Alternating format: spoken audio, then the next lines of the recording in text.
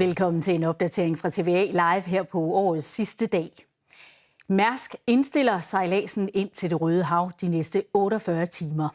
Det sker efter, at 4 mindre både, kontrolleret af Houthi-bevægelsen, tidligt i morges forsøgte at komme ombord på skibet Mærsk Hangzhou i Det Røde Hav.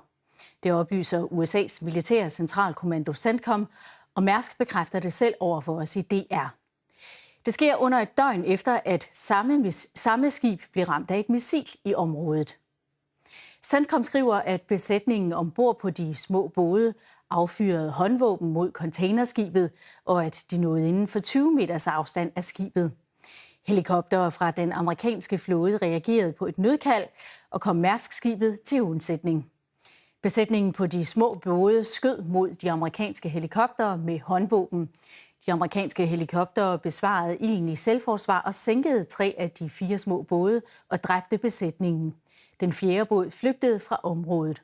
Der skete ikke skade på amerikansk personel eller udstyr. Selve missilangrebet det fandt sted i aftes her ved indsejlingen til Det Røde Hav, hvor containerskibet Mærsk Hangzhou var på vej til Suezkanalen. Omkring 6:30 dansk tid lørdag aften rapporterede besætningen på containerskibet, at det var blevet ramt af et missil og bad om assistance, oplyser USA's militærkommando.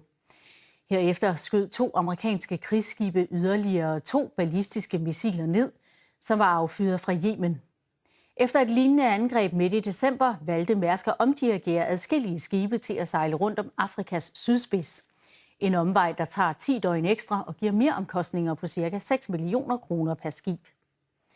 Der er endnu ikke nogen, der har taget ansvar for lørdagens missilangreb, men Houthi-bevægelsen i Yemen har på det seneste angrebet flere skibe i området. Houthierne er støttet af Iran og er pro-palæstinensisk. Grupperingen er derudover indædte modstandere af Israel. Derfor har Houthierne også åbent erklæret, at de aktivt går efter skibe, der på nogen måde kan sættes i forbindelse med Israel. Ifølge USA's militærkommando var missilangrebet det 23. ulovlige angreb fra Houthierne på international skibsfart siden 19. november.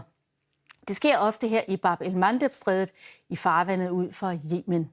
Store dele af Yemen er kontrolleret af den Iran-støttede Houthi-milits, her markeret med rødt. Siden Israels angreb på Gaza har militsen også gentagne gange sendt missiler mod Israel fra Yemen.